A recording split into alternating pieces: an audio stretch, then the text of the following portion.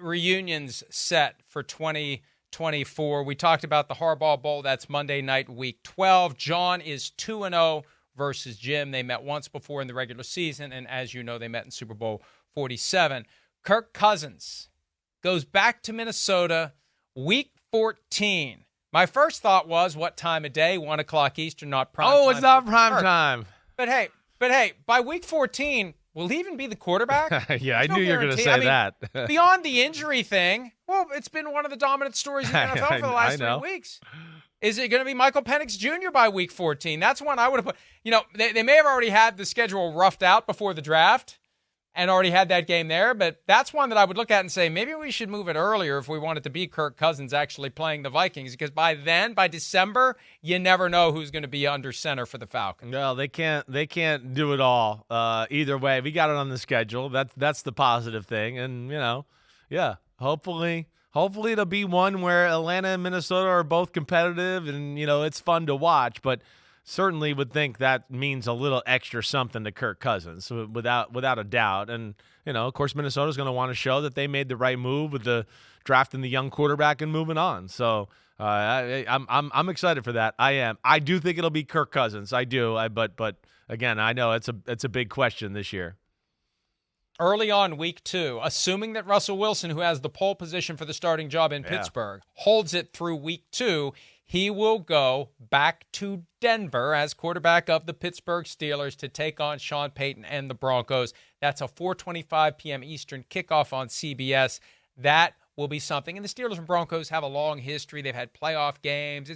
It's a classic matchup. I hope the Broncos, of that umpteen different uniform combinations Nike has given us this year, thanks for nothing, Nike, hopefully it'll be the classic Broncos look for that game as the Broncos and Sean Payton welcome Russell Wilson back to town. Yeah, I mean, never easy playing in Denver.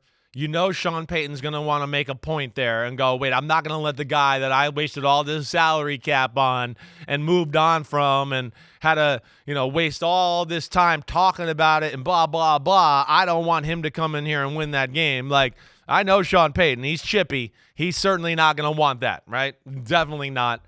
It'll be interesting, though. He's going to be playing a rookie quarterback by all due accounts. And we know Pittsburgh, right? Defense, ugly game. Hey, Russell, just make a few plays in the end and pull it out for us. They're going to be comfortable with Russell Wilson's style of play, I think. And as we talked about with Arthur Smith, the old Atlanta Falcons head coach going up there, I think it's the kind of style of football they're going to want to play anyways. Grind it out, run the ball, beat you up physically. Russell, play action pass like the old days with the Seattle Seahawks, get away from the line of scrimmage, throw it deep down the field to Pickens and company. But yeah, we'll be watching that because that is going to be personal. Russell Wilson, as nice as a human being he's going to even want to be pissed off on that day about Sean Payton.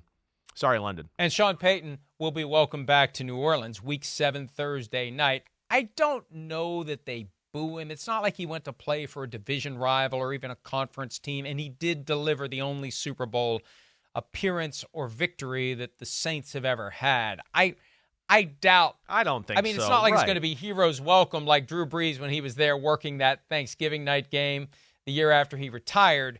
But I don't think you're going to have the same kind of welcome that, Saquon's going to get when he comes back to New York as a member of the Eagles. No. I mean, Sean Payton, he put the Saints on the map. He solidified who they were. He's the greatest coach in the history of the organization. That's not even close. Right? What he did with it, I can't imagine them booing him. He did nothing wrong except make that team great. Now, at the end, hey, did he try to kind of finagle his way to go to Miami? Sure. But, come on, that's just world in the NFL.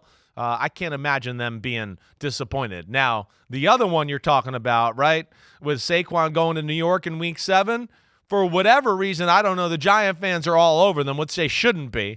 But that's going to get a volatile reaction to your point. I do think he's going to get booed mercilessly that day, even though I think the Giant fans will be in the wrong to do that. Mercilessly or mercilessly? Yeah, we're close. You got the idea. Either one. Give or take a syllable. We got it covered. I don't understand that one, though, the Saquon one. Well, because he went to a division rival, and the fans align with the owner. The fans align with the laundry. And it doesn't matter that the Giants had 4 years to sign him to a long-term deal. It doesn't matter that the Eagles offered him more money, that the Giants didn't franchise tag him a second time when they could have. None of that matters. All that matters is he used to be with us, and now he's against us, and the nuance is lost. And it's not really nuance. It's a lot of obvious fact, but it's lost on the simple reality. This guy used to be in blue, and now he's in green. So we hate him, and we hate him even more than a guy who was never in blue because he used to be in blue. Hey, you know I love the Giants, but this is one where I won't be mad if Saquon runs for a long touchdown and gives everybody in Jersey the Jersey State bird as he's playing for the Birds of across the border in Pennsylvania. I won't be mad. I give him the green light. Go ahead. Give them a taste of their own medicine, Saquon. Give it back to him a little bit. But, yeah, it adds to that rivalry. No, this is a big year for the Giants, really big year. And we know they got to bounce back. And, of course, it's a big year for the Eagles. They're too talented to be what they did last year.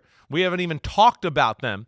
And they have the best roster on football. And I think, that speaks to the collapse they had at the end of the last year to where they've kind of flown off the radar, for lack of a better way to say that, I think in the big picture of things for some reason in the national media, and they shouldn't, because they're going to be right in the mix of things again. I think even if they cut Saquon Barkley and he signed to the Eagles, they'd still be mad. I think like if the Giants had cut your dad or traded your dad to the Eagles, they would turn because it's the Eagles. It doesn't matter. The circumstances don't matter. All that matters is the result. He's an Eagle, and they hate him, and they hate him more than they would have hated him if he'd never played for the Giants in the first place. Hi, it's Mike Florio. Thanks for watching PFT on YouTube. Hit subscribe for the latest news and analysis from Pro Football Talk.